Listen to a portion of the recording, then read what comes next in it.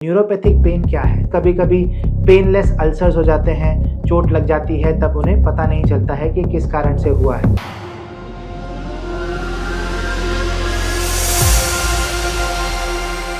तो आज हम बात करेंगे न्यूरोपैथी और न्यूरोपैथिक पेन पे। तो न्यूरोपैथिक पेन क्या है? तो पेन अलग अलग टाइप्स के होते हैं। एक होता है मस्कुलोस्केलेटल पेन, सोमैटिक पेन, और एक होता है न्यूरोपैथिक पेन, जिसमें नर्वस सिस्टम से जनरेट होने वाला पेन को हम न्यूरोपैथिक पेन कहते हैं। मोस्टली पेरिफेरल नर्वस सिस्टम से जनरेट होने वाले पेन को हम लूजली न्यूरोपैथिक पेन कहते हैं। तो इसमें अलग अलग तरीके के सिम्टम्स हो सकते हैं। लोगों को टिंगलिंग हो सकती है, जिसे कहते हैं झंझनाहट, नमनेस हो सकती है, सुनपना आ सकता है, बर्निंग सेंसेशन हो सकती है, या कुछ क्रीपिंग या क्रॉलिंग सेंसेशन हो सकती है। पेन काफ़ी सीवियर हो सकता है, लोगों को रात को नींद नहीं आती है। इसको छोड़ के लोगों को मोटर सिम्टम्स भी हो सकते हैं। लोगों को चलने में दिक्कत आ सकती है, बैठ के उठने में दिक्कत आ सकती है, चप्पल पहनने में दिक्कत आ सकती है। कुछ लोगों को सेंसरी लॉस हो जाता है, सेंसेशंस कम हो जाते हैं, जैसे फीट में सेंसेशंस कम होते हैं, तो उन्हें कभी कभी पेनलेस अल्सर्स हो जाते हैं, चोट लग जाती है, तब उन्हें पता नहीं चलता है कि किस कारण से हुआ है। ये सब न्यूरोपैथिक पेन के सिम्टम्स हो सकते हैं। अब हम बात करते हैं कि इनके कारण क्या होते हैं। तो न्यूरोपैथी जो होती है वो नर्व की डिजीज़ होती है। तो ये कई कारणों की वजह से हो सकती है।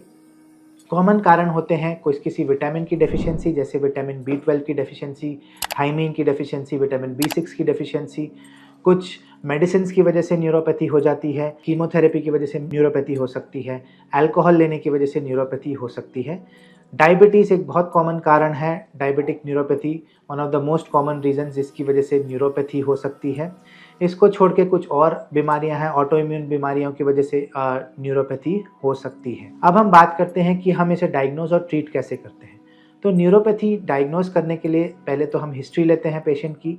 सेकेंडली उसको छोड़ के कुछ ब्लड टेस्ट कर सकते हैं, जैसे शुगर चेक कर सकते हैं, विटामिन का टेस्ट कर सकते हैं, और हम एक नर्व कंडक्शन टेस्ट करते हैं, जिससे हमें पता चलता है कि न्यूरोपैथी कहाँ पे अफेक्टेड है, कौन सी नर्व्स अफेक्टेड है और किस टाइप की न्यूरोपैथी है।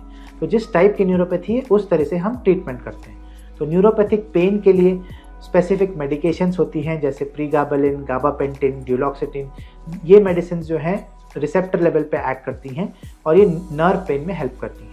तो ये जानना ज़रूरी है कि इसमें simple pain killers generally work नहीं करते।